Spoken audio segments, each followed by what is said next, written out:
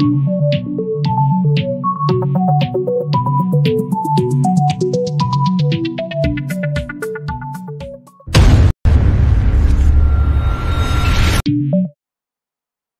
selamat datang kembali dalam channel Kuliah Daring bersama saya Dudi Hartono. Kali ini masih dalam kelas komunikasi politik. Pada sesi kali ini saya akan membahas tentang pesan komunikasi politik. Baik, seperti biasa, jangan lupa subscribe, centang tanda lonceng, dan beri komentar. Oke, terima kasih. Kita masuk pada pembahasan materi. Ya, proses komunikasi merupakan satu proses yang terpusat pada pesan yang berbentuk informasi dengan berbagai atau beragam kemasan. Ya, jadi yang di-highlight dari proses komunikasi yang menjadi base, menjadi pusat itu adalah pesan. Ada sesuatu dalam bentuk informasi yang didistribusikan dari komunikator ke komunikan. Ya. Nah, inilah yang akan kita bahas, yaitu tentang pesan. Pesan komunikasi bukan hanya apa yang dikatakan secara verbal, melainkan juga tersaji dalam berbagai bentuk kemasan nonverbal. Ya, nonverbal termasuk di dalamnya tentu saja gestur, air muka, atau intonasi suara, bahkan cara berpakaian. Ya, Mulyana menjelaskan bahwa dimensi isi merujuk pada pesan komunikasi itu sendiri. Jadi, pesan komunikasi berkaitan juga dengan bagaimana proses atau cara pesan itu disampaikan. Di sini ada terkaitan antara pesan atau muatan komunikasi dengan komponen lainnya seperti channel. Ya. Jadi, tadi disampaikan bahwa pesan komunikasi berkaitan dengan cara menyampaikan pesan. Apakah pesan itu disampaikan secara langsung menggunakan medium, namanya telepon, atau sebuah pesan didistribusikan menggunakan medium media massa seperti televisi, surat kabar, dan sebagainya. Oke, sekarang kita masuk dalam konteks komunikasi politik. Ya, dalam komunikasi politik, pesan adalah kekuatan yang mustahil untuk diabaikan karena pesan adalah isi yang menentukan pemaknaan khalayak terhadap proses komunikasi. Jadi, konten itu sendiri yang akan menentukan seperti apa audiens ya memberikan makna pada proses komunikasi. Oke, silakan dilihat pada gambar berikut ini. Itu ada gambar Pak Prabowo sedang menaiki kuda. Ini kalau tidak salah kampanye akbar Partai Gerindra pada waktu Pilpres 2014 di Gelora Bung Karno. Terlihat Pak Prabowo menunggangi kuda dengan berpakaian putih, mengenakan peci, menyelipkan keris di sisi pinggang sebelah kiri. Nah, apa yang ditampilkan oleh Pak Prabowo dalam event tersebut itu adalah sebuah pesan. Beliau mengkonstruksi pesan melalui penampilannya, melalui pakaian, dari mulai peci, uniform putih, kemudian ada selendang yang mengikat keris di sebelah kiri, pinggang sebelah kiri, dan kuda itu sendiri. Ya. Nah, konstruksi pesan yang dibuat oleh Pak Prabowo itu ya akan dimaknai oleh audiensnya secara beragam. Ya, Anda, saya, atau siapapun punya pemaknaan yang mungkin berbeda, mungkin juga mirip-mirip. Oke, baik, kita sampai pada gambar berikutnya.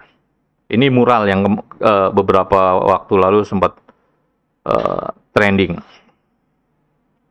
Ada gambar Pak Jokowi, kemudian matanya ditutupi kotak, ada tulisan 404 not found. Nah, ini kan bagi yang sering berselancar di internet paham arti 404.2 not found ini. Nah, namun secara keseluruhan lagi-lagi pemaknaan audiens bisa sangat beragam. Meskipun secara garis besar ya kita mungkin akan mirip-mirip akan menerjemahkan ini pesan melalui mural ini. Oke, berikutnya nih ada Ibu Puan Maharani, Ketua DPR Republik Indonesia. Ibu Puan mengenakan baju adat khas Minangkabau, Sumatera Barat ya. Ini dari daerah kabupaten di mana nenek moyang Ibu Puan dari sisi almarhum Bapak Taufik Kimas lahir dan hidup di sana. Ada beragam baju adat yang bisa dipilih oleh Ibu Puan tentu saja untuk dikenakannya. Kenapa kemudian beliau menggunakan baju adat tersebut gitu.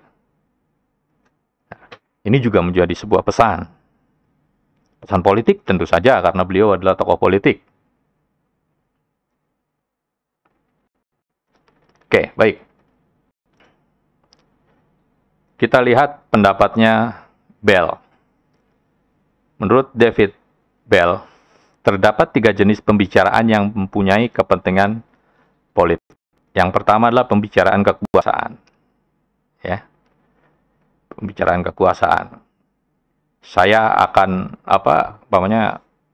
membuat sebuah keputusan akan berdampak pada halayak, audiens. Keputusan politik kalau dalam ranah kenegaraan, presiden mengeluarkan instruksi presiden, keputusan presiden, dan sebagainya. Kemudian yang kedua, menyangkut pembicaraan pengaruh. Ya, ini juga terkait dengan kepentingan politik yang ingin disampaikan oleh si komunikator tentu saja. Sebagai seorang komunikator politik yang punya dimensi communication power gitu. Nah, ini pengaruh apa yang dia sampaikan akan menjadi sangat besar dampaknya. Umpamanya presiden terlihat berkerumun kemudian tidak mengenakan masker. Nah, ini akan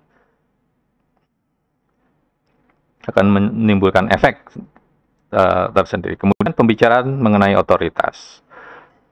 Otoritas dalam sebuah birokrasi tidak bisa level kenegaraan diwakili oleh gubernur atau bahkan wali kota gitu, kepala daerah tingkat 2. Oke.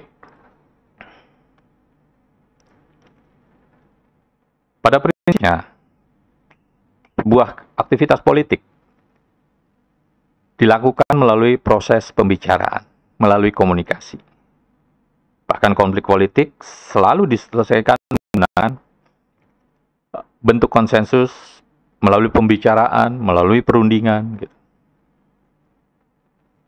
Ya, jadi menurut pandangan Alfian, keseluruhan proses politik pada umumnya terjadi dalam rangka konflik dan kompromi atau konsensus.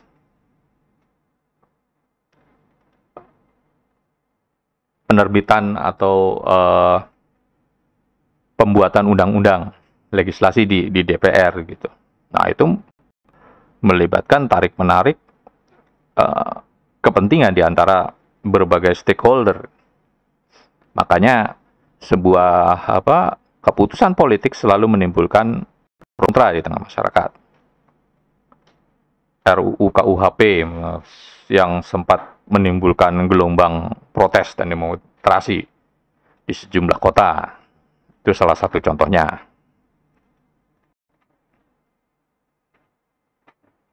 Nah, Mark Roloff mengatakan politik adalah pembicaraan, sedangkan kegiatan politik adalah berbicara. Jadi betapa pentingnya komunikasi dalam sebuah proses politik.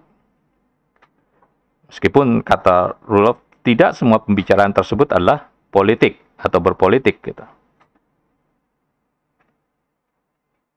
Nah, apa sih pembicaraan politik? Pembicaraan politik merupakan pesan politik yang biasa disampaikan atau bisa disampaikan dalam beragam bentuk.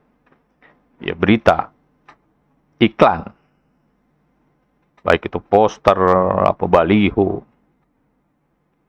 dan sebagainya. Dan pesan politiknya itu adalah isi dari peristiwa politik yang menghubungkan antara politikus dan khalayak, audiensnya. Presiden dengan rakyat Indonesia, gitu, segenap rakyat Indonesia, menyampaikan pesan tentang masih berpotensinya virus COVID-19 di tengah kehidupan masyarakat kita, umpamanya. Beliau memberikan pesan informasi agar tetap berhati-hati.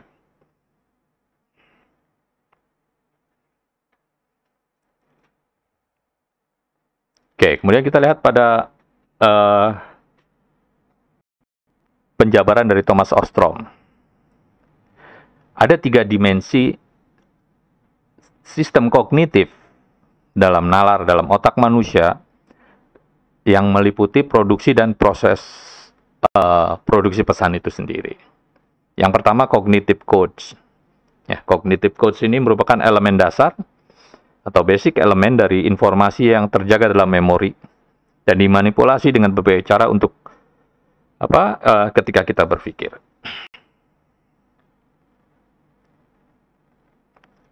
Cognitive codes ini adanya dalam memori kita yang dihasilkan melalui proses pembelajaran tentu saja.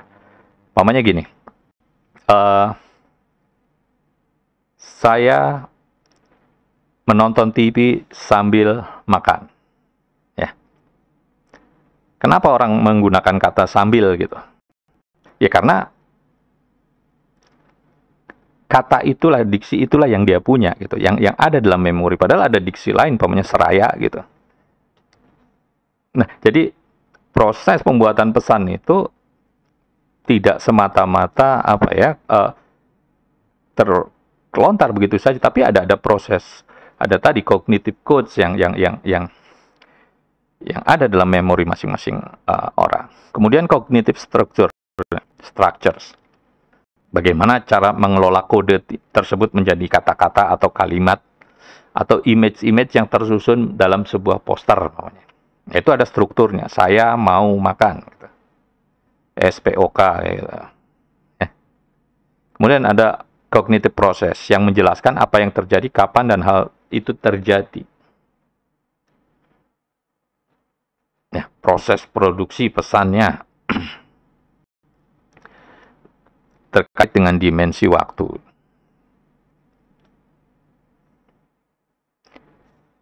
Oke, berikutnya kita berada pada pesan dan resepsi yang menggunakan 3 tipe penjelasan psikologis. Yang pertama, trait explanation, yaitu berfokus pada karakteristik individu yang relatif tidak berubah. Karakteristik tersebut berasosiasi dengan ciri dan variabel-variabel yang memiliki hubungan antara tipe-tipe personal khusus dan pesan yang sengaja dibuat. Ya, teori ini dapat memprediksi seseorang memiliki ciri personal pada dirinya dan akan berkomunikasi dengan cara yang nyata. Jadi ini pada trait explanation ini ada karakteristik individu yang relatif tidak berubah. Umpamanya sifat yang mudah marah, gitu, mudah naik darah, gitu, mudah naik pitam. Nah, ini bisa diprediksi ketika dia memiliki ciri personal seperti itu dengan gaya berkomunikasinya, cara berkomunikasinya, pilihan katanya, penggunaan diksinya, terutama juga terkait dengan paralinguistiknya, intonasi tinggi rendahnya suara, gitu.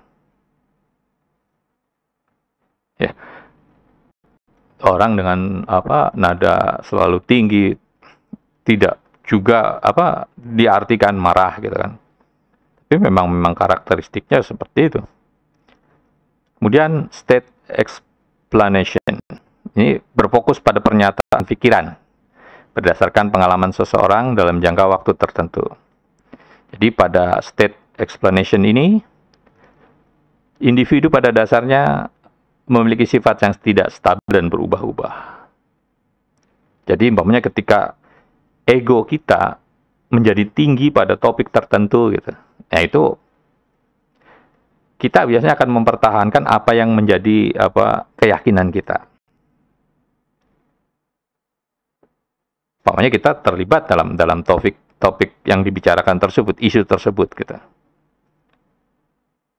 Umpamanya kalau dalam contoh kasus pembicaraan politik, ketika sebuah kasus atau pembicaraan politik sedang mengarah pada partai tertentu, maka orang akan cenderung memberikan perhatian lebih. Ya, partai penguasa, PDI Perjuangan, nah, kasusnya sedang mengarah ke sana, orang akan memberikan perhatian. Oke, yang berikutnya proses explanation. Ini berusaha menangkap apa yang disebut mekanisme of human mind. Jadi teori ini berfokus pada bagaimana cara-cara informasi diperoleh dan dikelola, serta bagaimana memori digunakan, atau bagaimana orang memutuskan untuk bertindak mengenai sesuatu hal terhadap fenomena yang dihadapinya. Jadi alasan munculnya sebuah pesan yang hadir melalui proses tertentu menentukan bagaimana pesan tersebut diciptakan. Ini berkait dengan tentu saja pengetahuan, pengalaman yang ada pada diri individu tersebut. Sehingga munculnya sebuah pesan tadi akan sangat ditentukan bagaimana proses itu diciptakan. Akan sangat ditentukan dengan tadi pengalaman individu, pengalaman politik, pengalaman batinnya, maupun pengetahuan-pengetahuan terkait dengan hal yang menjadi isu tersebut. Oke, kemudian kita lihat Danimo menjelaskan beberapa jenis pesan politik. Yang pertama, retorika. Ini seni berbahasa, berkomunikasi secara persuasif yang usianya sangat tua. Dari era Yunani kuno dulu juga retorika sudah mulai dibicarakan. Ya, orang pandai berretorika. Meskipun kemudian retorika mengalami makna peyoratif, sehingga sesuatu yang bersifat retorika itu dianggap negatif, padahal tidak. Retorika adalah seni berbahasa, bagaimana dia pandai menyusun kata-kata sehingga meyakinkan orang, meyakinkan lawan bicaranya agar memiliki persepsi yang sama dengan komunikator. Pak Anies Baswedan jago berretorika. Dia pandai memilih kata-kata yang membuat orang akan bisa jadi menyelidiki apa yang disampaikannya. Ya, kemudian iklan politik. Nah, iklan politik kita bisa lihat pada baliho, pada iklan audiovisual di televisi ketika musim kampanye, musim pilkada, banyak sekali. Kemudian propaganda. Propaganda adalah salah satu bentuk komunikasi yang paling ekstrim dalam dunia politik. Karena pesan ini secara terus-menerus diciptakan untuk sebuah opini publik yang diharapkan menjadi kuat.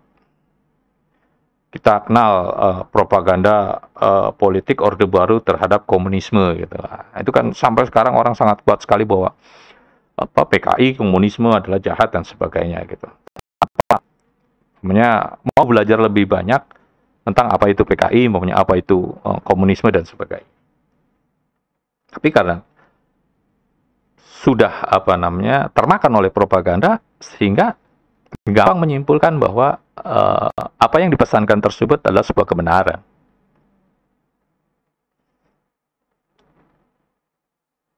Oke, pembicaraan politik dapat dipahami berdasarkan beberapa aspek kegiatan. Yang pertama, kegiatan simbolis.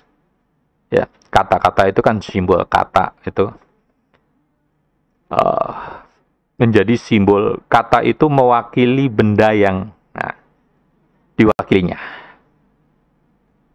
Ketika saya ngomong kursi gitu, kata kursi itu mewakili benda kursi itu sendiri. Oke, kemudian bahasa tentu saja permainan kata tadi, ada retorika di sana. Kemudian semiotika, ini permainan makna, membaca makna dari tanda-tanda yang disampaikan oleh komunikator, baik itu tanda verbal, ya, itu bahasa maupun tanda non verbal, gitu. Ya, tadi pakaian, gestur dan sebagainya. Kemudian pragmatika ini terkait dengan sifat yang sangat penggunaan pembicaraan politik, sisi yang pragmatis, gitu. Sisi yang dibutuhkan pada isu-isu sesuai dengan isu, konteks isu yang menjadi pembicaraan. Oke, kita lihat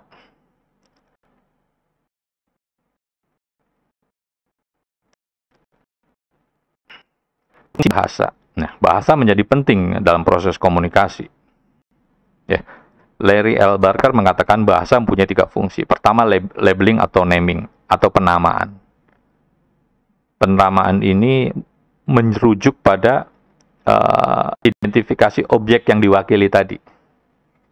Jadi setiap objek pasti membutuhkan nama agar mudah diidentifikasi. Ya, suatu saat kamu diminta oleh orang tua untuk membelikan sesuatu. Sayangnya orang tua kita tidak mengetahui apa nama objek atau benda yang mau dibelinya, sehingga dijelaskan tuh. Itu bentuknya pipih, pokoknya warnanya hitam dan sebagainya, atau bahkan gambar gitu kan. Itu karena tidak bisa menyebutkan nama. Nah, betapa pentingnya labeling di sini. Interaksi, proses komunikasi selalu berlangsung interaksi antara pihak-pihak yang terlibat dalam komunikasi. Ya, ini bagaimana gagasan, emosi gitu dipertukarkan untuk mencapai titik pengertian tentu saja. Oke, yang terakhir adalah transmisi informasi. Transmisi informasi ini adalah sebuah berlangsungnya pengiriman pesan dan pertukaran informasi yang menjadi isi komunikasi melalui bahasa. Nah, disinilah keistimewaan bahasa yang melintasi waktu. Dia menghubungkan dari masa lalu ke masa kini dan bahkan masa yang akan datang. Tanpa bahasa kita tidak bisa mengenal sebuah kebudayaan di masa lalu gitu. Ya, proses transmisi bisa menggunakan media, majalah, koran, televisi dan sebagainya. Oke, itu saja pertemuan kita dalam sesi pesan politik.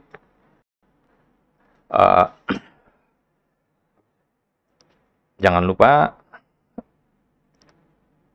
subscribe,